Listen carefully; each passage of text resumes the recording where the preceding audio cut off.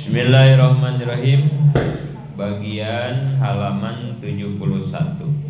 Sifat jaiz di para rasul. Ini sudah bagian akhir dari kitab Tijan Ad-Daruri. Sudah sampai di bagian akhir, yaitu pembahasan sifat jaiz di para rasul. Kita sambil ngulang. Di dalam ilmu tauhid ada 3 bahasan yang akan kita pelajari di dalam ilmu tauhid. Ingat-ingat ini. Jadi ilmu tauhid itu kan rukun agama itu berapa? 3. Rukun agama itu kan 3 ya. Orang yang ingin beragama, orang yang pengen benar agamanya, berarti gitu, maka dia harus memenuhi, melaksanakan 3 rukun, berarti gitu ya. Ada 3 rukun agama yang harus ia jalani, ia laksanakan. Yang pertama apa rukun agama? Iman. Yang pertama iman, ya. Rukun agama yang pertama iman. Yang kedua Islam, ya. Yang ketiga ihsan. Awas, jangan lupa lagi. Iman, Islam, ihsan. 3. Baru dia dianggap beragama kalau dia melaksanakan yang 3 ini, berarti gitu ya.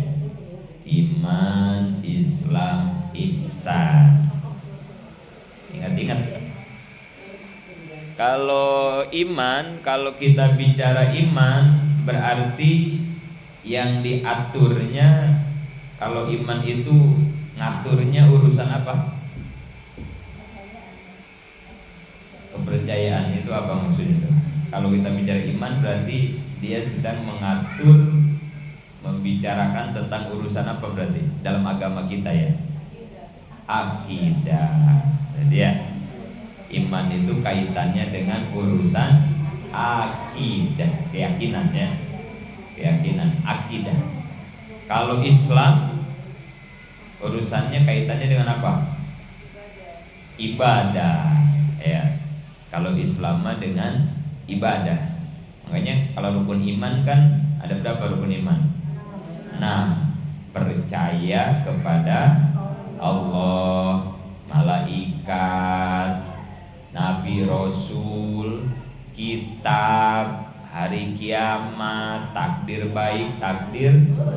Nah itu kan semuanya harus diyakini ya. Berarti kan urusan keyakinan, akidah berarti itu ya. Nah itu rukun iman itu Maya. Kalau bicara Islam itu kaitannya sama ibadah Islam ya. Makanya rukun Islam berapa? 5. Syahadat, sholat, zakat, puasa, ibadah haji, ibadah umroh. Nah itu semua ibadah. Semua ibadah itu ya. Urusan ibadah itu Maya. Di iman, kedua Islam, ketiga ihsan. Nah kalau ihsan kaitannya sama apa ihsan? Akhlakul karimah. Kalau ihsan Maya, akhlakul, etika, adab, akhlak, attitude berarti ya. Itu namanya ihsan ya, akhlak. Iman urusan akidah, Islam urusan ibadah, ihsan urusan akhlakul karimah. Nah itu rukun agama 3. Terus kalau kita pengen benar akidah, pengen tahu tentang urusan akidah, maka ngajinya, belajarnya, ilmunya ilmu apa? Tauhid ya. Ini Tijan, salah satunya ini Tijan nih yang sedang kita pelajari. Nah, ini tuh Tijan itu menjelaskan tentang urusan ibadah gitu ya. Tijani ilmunya disebut ilmu tauhid, akidah ya. Tijani ilmunya disebut ilmu tauhid. Nah, ilmu tauhid itu ngatur menjelaskan tentang masalah akidah, tentang urusan iman. Nah, gitu ya. Jadi kalau pengen ngerti, pengen bener masalah akidah, ngajinya harus ngaji ilmu tauhid gitu ya. Ngajinya ilmu tauhid. Kalau urusan ibadah, kalau pengen bisa masalah ibadah, ngajinya ilmu apa? Fikih. Kalau ibadah mah ya, bagaimana sholat yang benar. Sebelum sholat itu harus bersuci. Bersuci itu dari apa saja. Nah, itu semua nanti adanya di fikih. Jadi kalau pengen benar ibadah mah harus ngaji ilmu fikih gitu ya. Kemudian kalau akhlakul karimah, kalau pengen tahu tentang masalah akhlak, etika, adab, ilmunya ilmu apa? Kalau pengen bisa masalah akhlak, etika, ngajinya ngaji ilmu apa berarti? Kalau tauhid tentang akidah, kalau fikih tentang ibadah. Nah, kalau akhlakul karimah kitabnya apa? Tasawuf. Ya. Tasawuf kitabnya namanya ilmunya ya, ilmunya ilmu tasawuf. Nah, maka 3 ilmu ini hukum mempelajarinya fardu ain ya. Tauhid, fikih, tasawuf ini hukum mempelajarinya fardu ain. Fardu ain itu kewajiban masing-masing manusia, individu manusia. Fardu ain itu begitu ya. Enggak kayak fardu kifayah. Kalau fardu kifayah mah kewajiban yang bisa diwakilkan. Fardu kifayah mah kayak ngurusin mayit. Kalau ada yang meninggal itu wajib, tapi fardunya fardu kifayah. Kalau di kampung ini ada yang meninggal, kalau udah ada yang ngurusin 1 orang, maka sekampung bebas dosa karena sudah diwakilkan, namanya fardu kifayah. Tapi kalau sholat johor bisa nggak diwakilin? Wakilin aja sama Ustadz Jenal sama Haji Ondi. Kita mah semua tidur aja johor, subuh tidur, nggak bisa karena itu mah fardu ain gitu. Harus masing-masing, nggak bisa diwakilkan. Belajar matematika, udah sekampung 1 orang aja matematika mah. Karena ilmu matematika mah fardu kifayah, bukan fardu ain. Nggak usah semua sekolah, nggak usah. Belajar IPA fardu kifayah itu juga. Dokter kesehatan fardu kifayah. Sekampung 1 aja, sekampung 2 cukup. Namanya juga fardu kifayah ya. Tapi kalau ngaji tauhid, nah ngaji tijan nggak bisa diwakilkan. Kalau orang kampung Cibitung ada 1.000 orang, bapak-bapaknya, ibu-ibunya, anaknya semua ada 1.000 orang, maka 1.000 orang semua wajib ngaji tijan.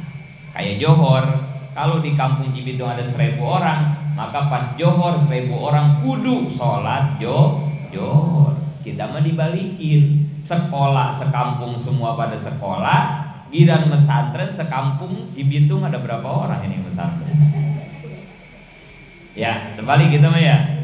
Nah, ini mindset cara berpikir kayak begini yang harus dipahamkan kepada masyarakat. Ya Allah, tanggung jawab kita berat banget nanti di akhirat. Anak mah disekolahin sampai S1, S2, S3.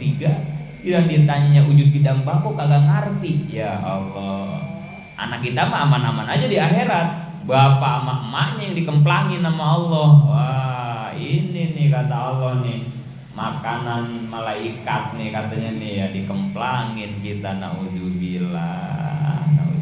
Gara-gara salah paham, kagak ngerti, nggak bisa ngebedain.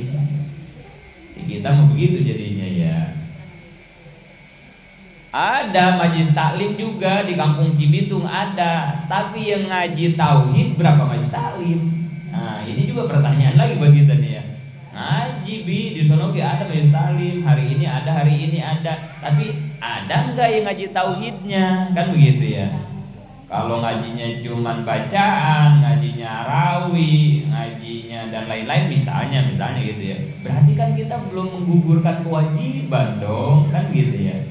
Coba kalau setiap majelis taklim ngajinya tauhid, fikih, tasawuf, aman orang Cibitung.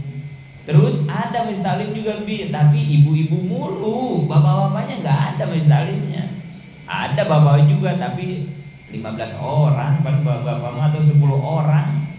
Nah itu juga kan PR kita lagi ya. TPA ada, tapi di TPA ngajinya ngaji apa? Nah itu juga kan. Ini ya mudah-mudahan bisa dibuka lah cara pandang kita.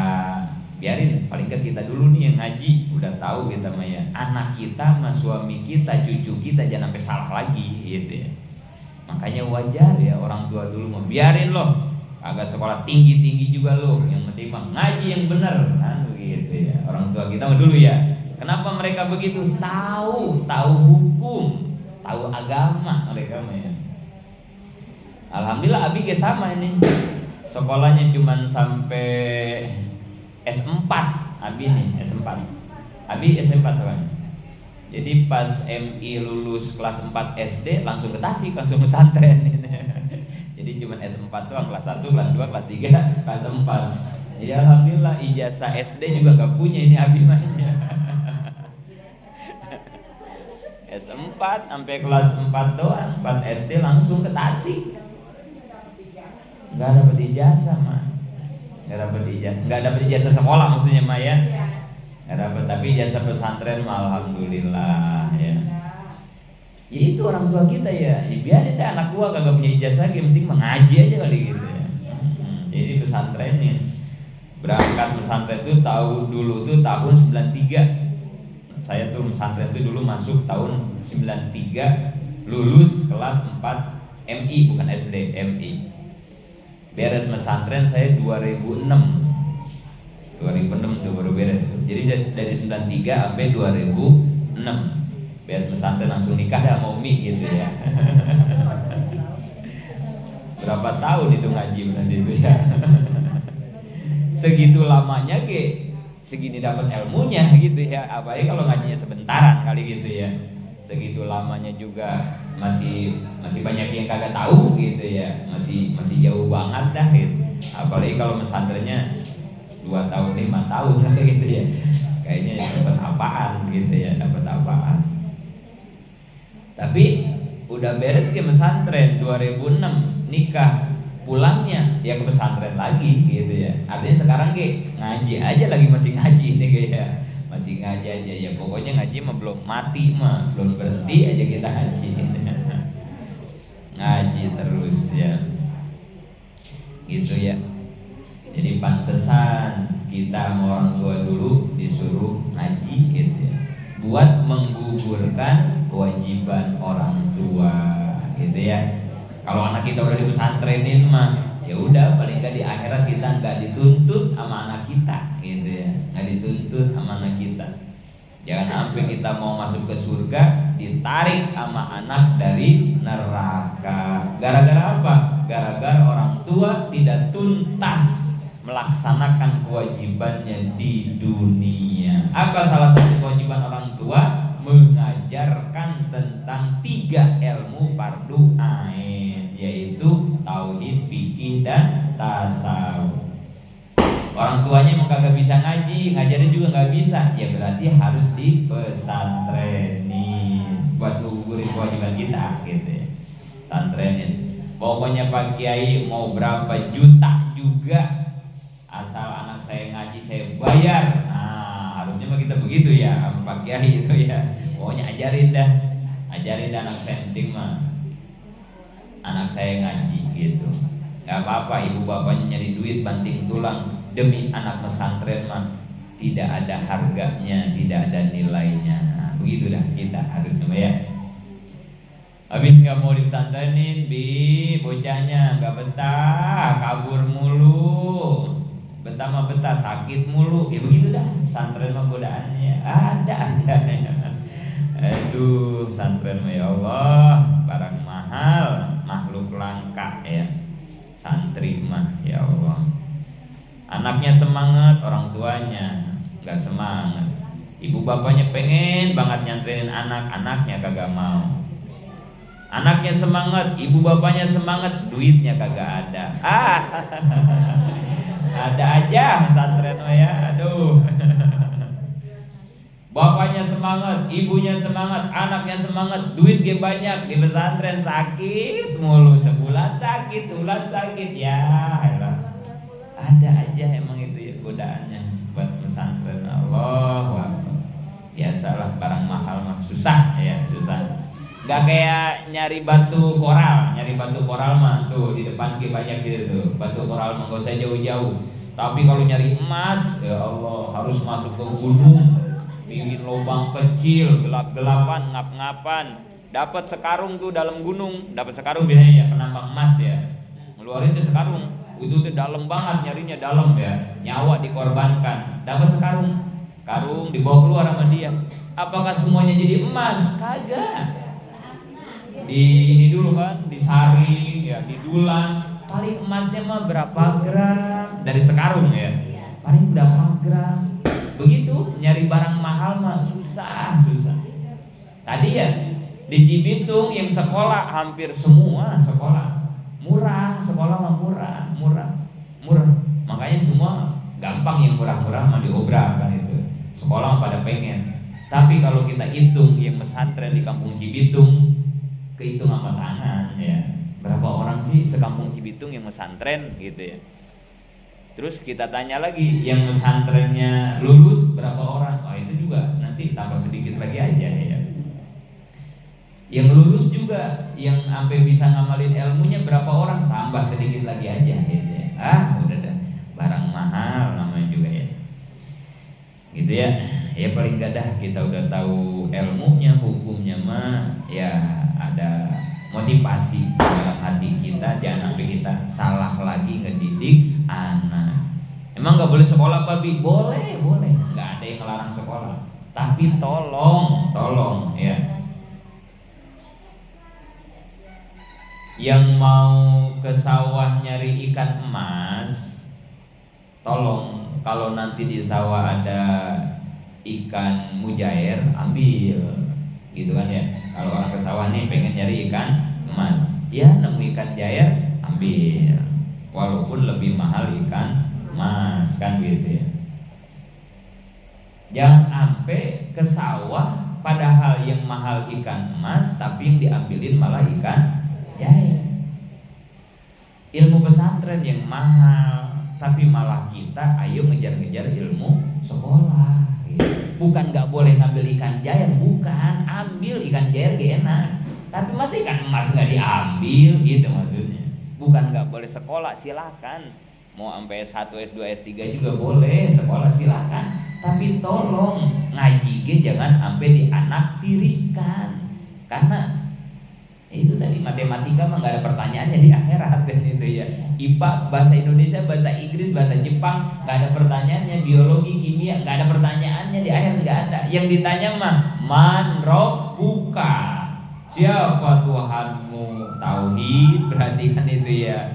Bagaimana bersucimu dulu ketika ibadah, fikih berarti kan gitu ya. Ketika ibadah ada nggak nilai keikhlasanmu, berarti tasawuf. Nah itu udah 3 doang yang ditanya di akhirat. Tauhid, fikih, tasawuf. Gak ada biologi, gak ada ilmu kedokteran, gak ada. Sama kayak guru-guru di Tasik, gak ada anak turunan Uwa Ajengan ini yang sekolahnya lebih dari MI, gak ada. Ini guru-guru kita semua ini yang di Tasik, gak ada yang lebih dari MI, lulus MI udah aja ngaji aja udah. Nah kesininya doang nih, ada beberapa yang sampai kuliah kesininya doang, tapi kayaknya gak banyak, itu hanya berapa orang saja lah gitu ya. Selebihnya mah sekolahnya semua MI, semuanya MI. Udah sampai situ doang. Karena kan ingat, orang yang ngejar akhirat, dunia akan ikut. Tapi kalau ngejar-ngejar dunia, akhirat bakal luput, gak kebawa kan gitu ya. Ini guru-guru di Tasik, walaupun sekolahnya cuma sampai MI, masalah ilmu bangunan ngerti, ilmu otomotif ngerti, IT komputer ngerti. Ini guru-guru kita ini bikin bangunan di Tasik, dia yang ngegambar, dia yang ngebangun, bengkel mobil punya sendiri, padahal nggak masuk SMK kagak. Tapi bikin mobil apa aja, bikin gerobak apa aja dari mesin bisa, bikin alat bangunan apa bisa. Sound system, panggung apa dibikin sendiri ini sama guru-guru kita di Tasik. Padahal sekolahnya cuma sampai MI. Karena itu kata Allah, kejar ilmu akhirat, ilmu dunia mah gampang. Tapi kalau kamu ngejar-ngejar ilmu dunia, ilmu akhirat gak bakal ke bawah. Gitu. Itu mau udah janji Allah begitu ya. Nggak ada. Termasuk Umi, cek aja ijazahnya Umi. Sampai MI dia ijazahnya itu. Ijazahnya tahu di mana, kali hilang kali itu ijazahnya. Udah mah MI hilang gitu. Nggak ada di Tasik mah itu anak guru yang sampai sekolah tinggi gitu, nggak ada. Sekali lagi kita tidak menjelekkan dan menyalahkan orang yang sekolah tidak bagus, itu ilmu itu nggak ada ilmu yang jelek bagus. Tapi tolong gitu doang gitu ya, jangan sampai salah cara berpikirnya. Ngejar-ngejar ilmu sekolah, ilmu umum, ilmu dunia, sampai ilmu akhirat kagak kebagian. Nah ini yang ayo nangkepin ikan jair, ampe ikan emas kagak ketangkep. Itu wadahnya embernya keburu penuh sama ikan jair. Mau naruh ikan emas udah kagak muat kan, bahaya. Otaknya dipakai belajar ilmu umum mulu, ampe suruh ngapalin ilmu akhirat udah kagak kuat otaknya kan, bahaya. Kalau boleh milih, atau mendingan milih ilmu akhirat harusnya kan gitu ya, daripada mendahulukan ilmu dunia kan gitu ya, harusnya. Gitu ya, karena ini menjadi rukun agama. Belum bisa pesantren bi atau TPA mah kita masukin anak kita, paling nggak begitu dah gitu ya. Kalaupun nggak bisa TPA dah biarin, di TPA juga ada tuh ngaji tauhid, ngaji fikih, ngaji tasawuf yang dasar-dasar gitu ya, paling enggak gitu ya. Tapi mudah-mudahan mantar mah bisa saya ngajiin, nah gitu ya. Jadi 3, iman, Islam, ihsan. Iman ilmunya tauhid, Islam iman urusan akidah, ilmunya tauhid. Islam urusan ibadah, ilmunya fikih. Ihsan urusan akhlakul karimah, ilmunya tasawuf gitu ya. Tauhid, apa saja yang akan kita pelajari dalam tauhid? 3. Dalam tauhid itu 3 ya. Akidah uluhiyah, akidah nabawiyah, akidah Nah, jadi kalau ngaji tauhid mau kitab yang segede apa aja, ya udah gitu doang bahasannya. Akidah uluhiyah, akidah nabawiyah, akidah samiyah. Ngaji fikih, sebanyak apapun kita ngaji fikih, setinggi apapun gak lepas dari 4. Kalau fikih 4 ya. Ubudiyah, muamalah, munakahah, jinayah.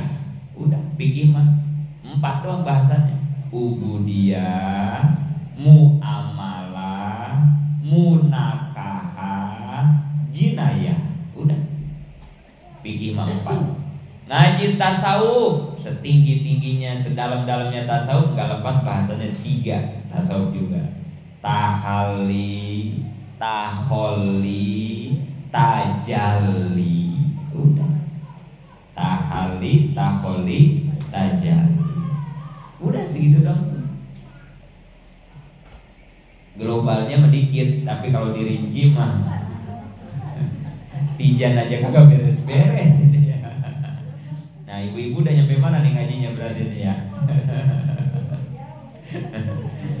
Udah nyampe akidah uluhiyah, nabawiyah, apa samiyah.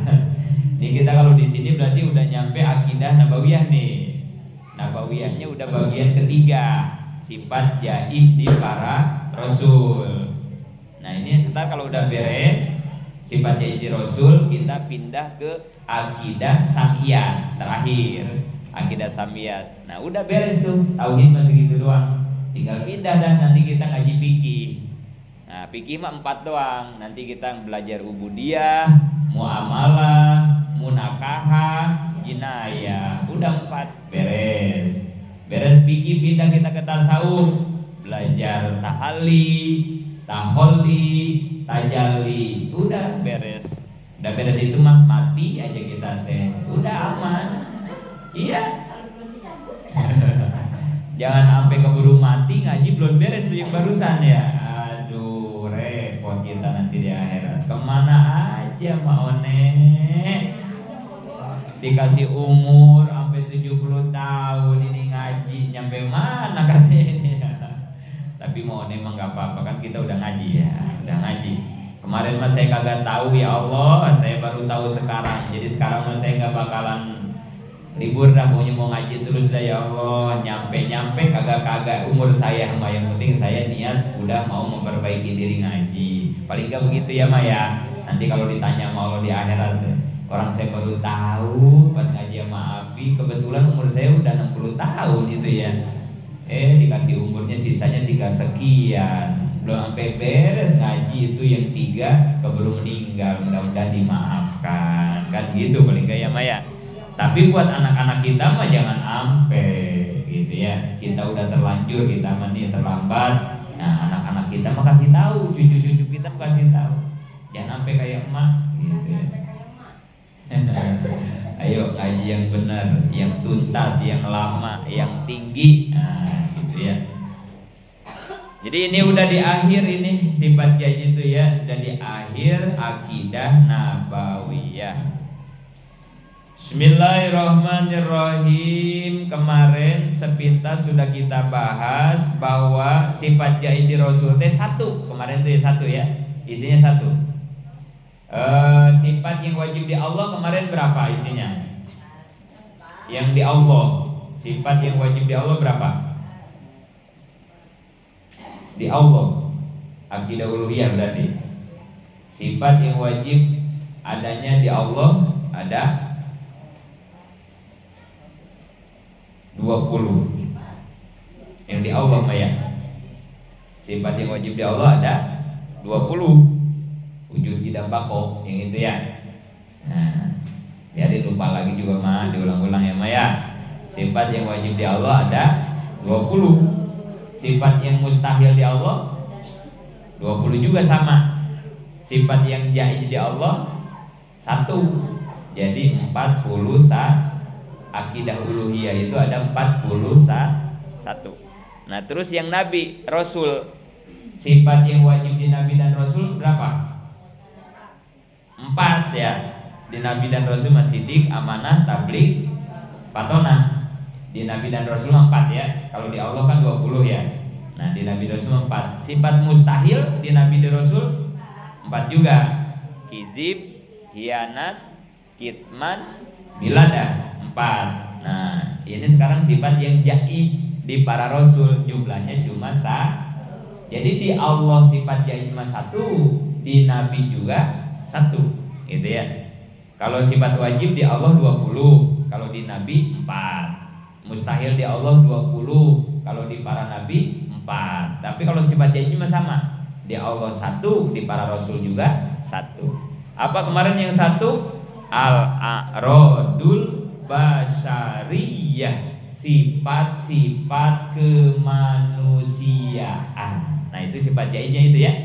Al-a'radul basyariyah, sifat-sifat kemanusiaan. Ingat-ingat ya. Sifat yang boleh di para Rasul boleh ya, yaitu boleh, nggak wajib, nggak mustahil, gitu ya. Nggak wajib, nggak mustahil, boleh aja. Mau ada boleh, nggak ada juga boleh, begitu ya. Sifatnya itu begitu. Adalah sifat kemanusiaan. Kemarin kayak apa contohnya? Sifat kemanusiaan itu kayak apa kemarin? Manusia nih, sifat-sifat kita nih, sifat-sifat kita, sifat-sifat manusia kayak kita, sifat-sifat kayak kita nih, manusia kayak apa contohnya kita? Yang di kita ada, di para Rasul juga boleh, maksudnya begitu ya. Contohnya kayak apa sifat kemanusiaan? Ngantuk kalau lagi ngaji, itu sifat kemanusiaan kan ya. Nabi ngantuk nggak? Ngantuk, sama gitu maksudnya. Kita ngantuk, Nabi juga karena sama-sama kita dengan Nabi itu manusia, gitu maksudnya.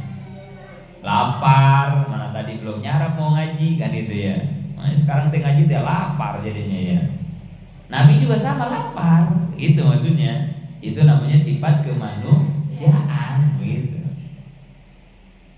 Kesel, itu sifat manusia gitu ya. Kesel, kita kesel, Nabi juga kesel, sama. Namanya sifat manusia. Sama perempuan resep, pengen kawin, itu sifat manusia itu. Sama di Nabi begitu, suka ngelihat yang cantik, suka ngelihat yang ganteng, terus pengen nikah, sama aja. Tidur sama, haus, pegel, puyeng, sama semua. Sifat manusia sama. Karena ini termasuknya sifat a'rodul basariyah. Cuma kemarin ingat-ingat, beda sifat manusia di para rasul dengan di kita. Nah, ingat-ingat itunya ya.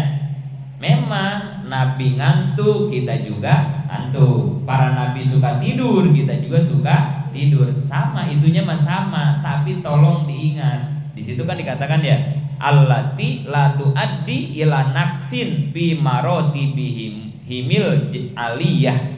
Tapi sifat manusianya yang enggak menurunkan martabat para nabi. Nah gitu ya. Walaupun sama-sama punya rasa ngantuk, walaupun sama-sama suka tidur di nabi, tidur di rasul beda dengan tidur di Nah gitu maksudnya ya. Jangan disamain. Kita mah tidurnya tidur bangke kan gitu. Kita mah ya maling masuk juga kagak tahu, kita makan itu ya. Nah para nabi mah enggak ada yang begitu tidurnya gitu ya. Kita mah kalau ngantuk teh angop, nah kita wah gitu ya, angop mulu kita mah ya. Para nabi mah nggak pernah angop, bedanya teh itu. Karena kalau nabi angop jelek banget ya. Lah cewek secakap apa juga ya, cakep, mancung, wangi. Tapi kalau angop jelek banget, jelek. Apalagi kalau mau nih angop ya, mau nih mah cakep lah. Emang kita resep melihat yang angop? Kagak kan. Yang parah lagi kalau angopnya bersuara, selesai sudah ya. Coba deh ya, kita lagi ngaji, lagi ngedengerin seminar, lagi serius, lagi penting gitu ya. Ada yang angop, wah gitu ya. Coba dah kalau kita ngedengar ada yang angop bersuara begitu ya, astagfirullahaladzim. Walaupun dia secantik apapun, kita ilfil ya ngelihatnya ya. Ya Allah, jelek banget. Maka Nabi, para Rasul walaupun ngantuk gak pernah angop. Wa ma tasa apa aslan bi madaz zamani. Seumur hidup para Nabi, para Rasul itu gak pernah angop seumur hidup. Wa ma tasa aslan bi madaz zamani. Jangankan para Nabi, para Rasul dah, para ulama-ulama kita gitu ya, para guru-guru kita yang iman-imannya udah. Jangankan angop, tidurnya aja sehari semalam sejam. Para guru-guru kita itu ya 24 jam tidurnya paling sejam. Guru-guru, bahkan ada yang 40 hari 40 malam gak pernah tidur. Guru-guru kita itu tirakatnya tuh. Sampai ada yang begitu tuh guru-guru kita. Tirakatnya 40 hari 40 malam gak tidur. Ya zikir terus gitu, zikir terus ya Allah. Ada yang begitu tirakat. Lah kita mah kagak tidur. Udah ke ruang ICU kita mah ya. Apalagi Abi saya kagak tidur, selesai sudah. Obat saya satu doang, tidur udah gitu ya. Mau sakit mau merengek pas udah banyak tidur ya saya sembuh gitu ya. Makanya Umi tahu banget kalau saya udah tidur, udah nggak bakal dibangunin dah gitu ya. Karena emang itu udah obatnya gitu ya. Karena emang paling bagus istirahat itu kan tidur ya, paling bagus ya. Ya tetap aja kalau kebanyakan tidur mah hati kita jadi mati mah. Walaupun obat ya sembuh gitu ya. Nah para nabi mah jangan para nabi ya, para ulama. Ada yang sehari semalam cuma sejam tidurnya ya. Itu kan sambil duduk tidurnya juga sambil tidur. Ya Allah gitu ya. Jadi beda ya, ngantuknya mah sama, tapi bentuk dari ngantuknya kita mah dipakai tidurnya bangke kan itu ya. Mereka mah tidurnya juga dikit. Bahkan Kanjeng Nabi wa qalbuhu lam yanam wal ainu qad na'asat, walaupun matanya terpejam tidur tapi hatinya lam yanam, tidak pernah tidur. Nah itu lagi bedanya dia. Matanya mah kayak kelihatan lagi merem tidur matanya mah ya, tapi hatinya mah terus zikir, ingat kepada Allah. Kita mah jangankan lagi tidur, lagi melek ya hatinya tidur kita mah, apalagi lagi tidur. Udah wassalam kita mah ya, maling masuk ya enggak tahu kita mah ya. Udah motor kemana ini ya? Padahal mau itu maling udah ngebongkar pintu, ngebuka gerbang, kagak kedengeran kita mah sama sekali. Akhirnya mah pagi-pagi subuh motor hilang aja kan itu ya. Jadi motor hilang, udah tidurnya beda ya. Nah itu makanya ya, memang sama-sama punya sifat kemanusiaan, tapi sifat para nabi para rasul beda dengan sifat manusia biasa. Jangan disamain. Nabi Ayub sakit, kita juga sakit. Nah, beda sakitnya Nabi Ayub dengan sakitnya kita. Kemarin udah dibahas ya, Nabi sakitnya seperti apa. Termasuk Nabi Ayub, kalau didongeng-dongeng kan korengan, belatungan, Nabi Ayub kan begitu ya, bau kan gitu ya. Kalau begitu hina dong ya, masa Nabi korengan kan gitu ya. Hina kan jadinya ya, martabatnya jadi turun dong. Enggak begitu sakit Nabi Ayub, enggak. Sakitnya itu di bawah kulit, di atas daging. Hanya Nabi Ayub yang merasakan sakit dan gatal, juga panasnya pribadinya aja, kan itu kan ujian buat pribadinya ya. Tapi secara zahir enggak apa. Kalau mau sholat katanya belatungnya ditaruh dulu katanya ya, taruh beres sholat ditaruhin lagi, asal hina amat kalau begitu mah. Enggak begitu. Nggak kayak kita sakit, nggak begitu ya. Mereka mah diam kan gitu, menikmati sakit.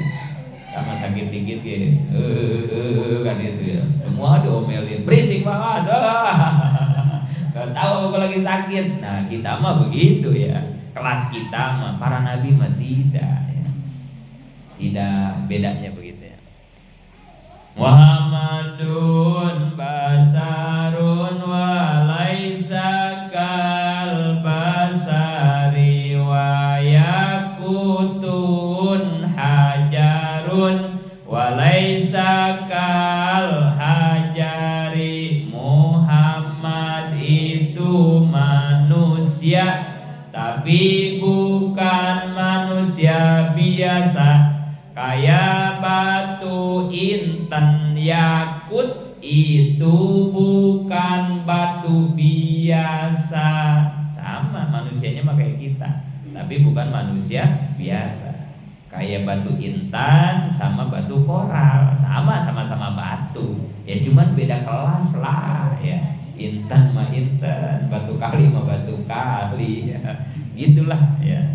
Jadi walaupun sifat kemanusiaan, tapi sifatnya enggak kayak kita gitu ya.